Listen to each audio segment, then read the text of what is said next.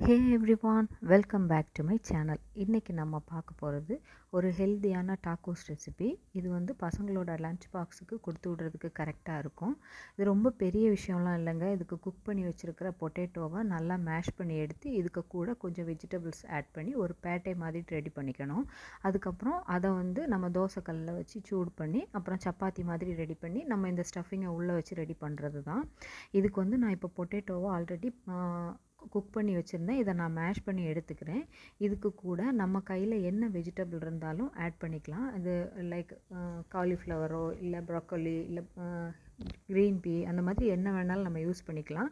நான் இங்கே என்கிட்ட இன்றைக்கி ஆனியன் சேர்த்துருக்கேன். அதுக்கப்புறமா கட் பண்ணி வச்சுருக்கிற கேரட், அப்புறம் வந்து ஆல்ரெடி குக் பண்ணி வச்சுருக்கிற கார்ன் சேர்த்துருக்கேன்.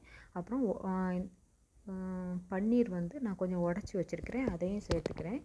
இது எல்லாமே வந்து இதுதான் பண்ணணும்னு கிடையாது. நம்ம கையில் இருக்கிற என்ன வெஜிடபிள் வேணாலும் ஆட் பண்ணிக்கலாம். முக்கியமான விஷயம், இதை கட் பண்ணுறது வந்து ரொம்ப குட்டி குட்டியாக கட் பண்ணி எடுத்துக்கோங்க. அப்போ தான் பேட்டை ரெடி பண்ணும்போது கரெக்டாக வரும்.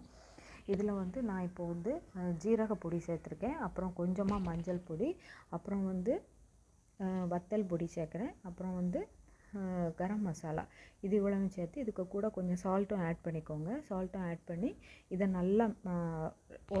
நல்லா மிக்ஸ் பண்ணி எடுத்துக்கோங்க. மிக்ஸ் பண்ணி அதை நம்ம வந்து ரோல் பண்ணி எடுத்துக்கலாம். இப்போ நான் இந்த சால்ட் ஆட் பண்ணிட்டேன். இப்போ இதை நம்ம நல்லா மிக்ஸ் பண்ணிக்கலாம். ஸ்கூலுக்கு கொடுத்து விட்ற லஞ்ச் பாக்ஸ் வந்து நமக்கு எம்டியாக வீட்டுக்கு வந்ததுன்னா அதை விடையும் ஒரு ஹாப்பினஸ் ஒரு அம்மாவுக்கு வேறு எதுவுமே இருக்க முடியாது. ஸோ நம்ம இந்த மாதிரி ஏதாவது டிஃப்ரெண்ட்டாக பண்ணால் தான் பசங்க சாப்பிட்றாங்க. நார்மலாக நம்ம ஸ்கூல் படிக்கும்போது கொடுத்தது மாதிரியான ஃபுட் வந்து கொடுத்து விட்டா அவங்க கொடுத்து விட்ற டிஃபன் பாக்ஸில் இருக்கிற சாப்பாடு அப்படியே ரிட்டன் வருது. அதனால் சும்மா அவங்கள ஏமாத்துறதுக்காகவாது இந்த மாதிரி ஏதாவது பண்ண வேண்டியது இருக்குது. இந்த மாதிரி தட்டி எடுத்துக்கோங்க. லைக் கட்லெட்டுக்கு நம்ம எப்படி பண்ணுவோம் அந்த மாதிரி நீங்கள் எல்லாத்தையும் ரெடி பண்ணி எடுத்துக்கணும். இது வந்து நீங்கள் ரொம்ப லூஸாக ரோல் பண்ணி பண்ணிங்கன்னா நம்ம தவாவில் போட்டு ரோஸ்ட் பண்ணும்போது அது என்ன ஆகும்னா உடஞ்சி போயிடும். அதனால் நீங்கள் கொஞ்சம் டைட்டாக அதை ரோல் பண்ணிக்கோங்க.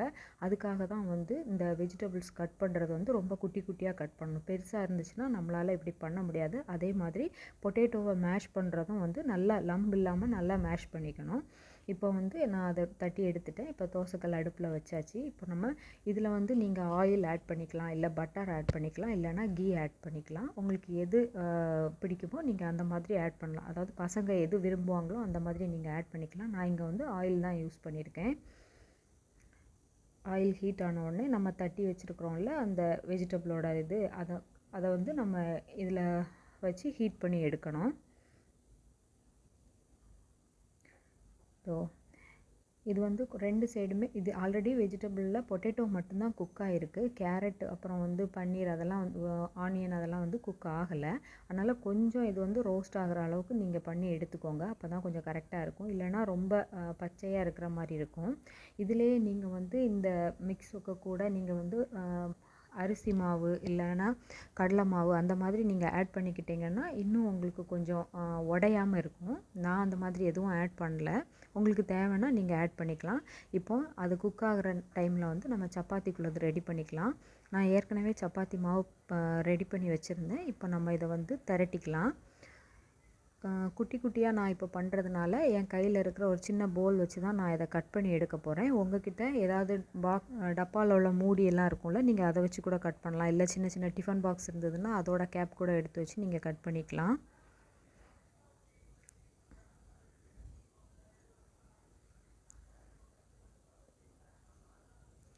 இப்போ கட் பண்ண போகிறேன். இந்த மாதிரி நீங்கள் கட் பண்ணி எடுத்துக்கலாம். உங்களுக்கு என்ன பெருசாக வேணும்னா நீங்கள் பெருசாக கூட பண்ணலாம். நீங்கள் பெருசாக பண்ணும்போது நம்ம பண்ணி வச்சுருக்கிற பேட்டை இருக்குல்ல, அது வந்து இப்படி குட்டி குட்டியாக தட்டாமல் நீங்கள் பெருசாக பண்ணி எடுக்கிற மாதிரி இருக்கும். அதாவது நீங்கள் எந்த அளவுக்கு நீங்கள் பண்ணுறீங்களோ அதுக்கேற்றாப்புல அந்த பேட்டையோட சைஸும் நீங்கள் மாற்றிக்கணும். நான் இப்போ வந்து குட்டி குட்டியாக தான் பண்ணுறேன், அதனால் நான் சின்னதாக பண்ணி எடுத்திருக்கேன். இப்போ நம்ம மறுபடியும் இந்த சப்பாத்தி வந்து நம்ம சுட்டு எடுத்துக்கலாம்.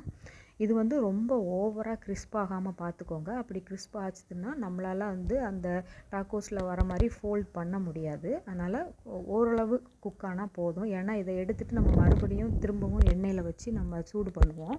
அதனால்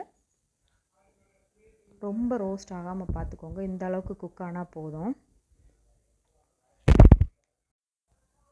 எனக்கு நல்லா குக் ஆகிடுச்சி. இப்போ இதை எடுத்துடலாம் கல்லிருந்து. லைட்டாக ஒரு ப்ரௌன் ஷேட் வந்தால் போதும், ரொம்ப ஆகணும்னு தேவை கிடையாது. இப்போ நான் இதை எடுத்துடுறேன். எடுத்து நம்ம அந்த ஸ்டஃபிங் எப்படி வைக்கிறதுன்னு பார்க்கலாம். இப்போ வந்து ஒரு ஒரு சப்பாத்தி எடுத்து அதுக்குள்ளாடி இந்த மாதிரி வச்சுக்கோங்க. இதை நீங்கள் ரொம்ப பெருசாக பண்ணியிருந்தீங்கன்னா ஹாஃபாக கட் பண்ணி கூட வச்சுக்கலாம். இந்த ஸ்டஃப் வந்து உள்ளே இது ஃபோல்ட் பண்ணும்போது உள்ளே நிரம்பி இருக்கிற மாதிரி பார்த்துக்கோங்க. இதோ பாருங்கள், இப்படி கொஞ்சம் கேப்பெல்லாம் வந்ததுன்னா நீங்கள் அதை கொஞ்சம் கை வச்சு அமுக்கி ஃபில் பண்ணிக்கோங்க. இதே மாதிரி எல்லாத்தையும் ரெடி பண்ணி எடுத்துக்கோங்க. இது வந்து நம்ம மடக்கும் போது சில டைம் ஃபோல்ட் ஆகாது, ஓப்பன் ஆகி வரும். அது பரவாயில்ல, நம்ம வந்து ஹீட் பண்ணும்போது அது வந்து சரியாயிடும். பாருங்கள், நான் நல்லா ஸ்டஃப் பண்ணி எடுத்துக்கிட்டேன்.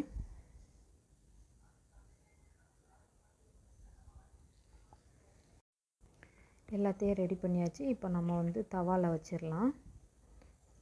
இதோ பாருங்கள், தவா ஹீட்டாக தான் இருக்குது. நம்ம இப்போ இதில் வச்சு எடுத்துக்கலாம். இதில் வந்து இதுலேயும் நீங்கள் பட்டர் போட்டுக்கோங்க கொஞ்சம், இல்லைன்னா அது வந்து கல்லில் ஒட்டி பிடிக்கும்.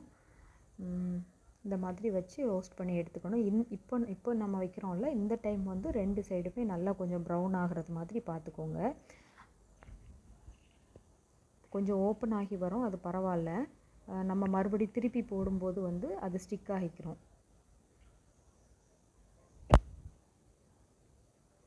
இந்த மாதிரி நம்ம அமுக்கி விடும்போது அது வந்து செட் ஆயிரும்.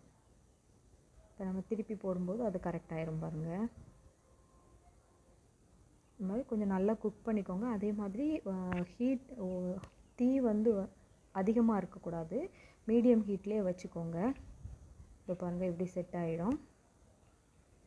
அவ்வளோதான், நம்ம வேலை முடிஞ்சிடுச்சு. இதை நீங்கள் வந்து கெச்சப் கூட சர்வ் பண்ணலாம், இல்லை தயிர் கூட பண்ணலாம், இல்லை நீங்கள் வெறுமனே இது மட்டும் கொடுத்து விட்டால் கூட போதும். இதுக்கு தொட்டுக்கிறதுக்கெல்லாம் எதுவும் வேணும்னு இல்லை. நான் இன்றைக்கி இப்படி தான் கொடுத்து விட போகிறேன். ஓகே, முடிஞ்சிடுச்சு. உங்களுக்கு இந்த வீடியோ பிடிச்சிருந்துச்சுன்னா லைக் பண்ணுங்கள், ஷேர் பண்ணுங்கள், மறக்காமல் சப்ஸ்கிரைப் பண்ணுங்கள், உங்கள் ஃப்ரெண்ட்ஸ் அண்ட் ஃபேமிலிக்கு ஷேர் பண்ணுங்கள். இன்னொரு வீடியோவில் பார்க்கலாம். பாய், தேங்க்யூ.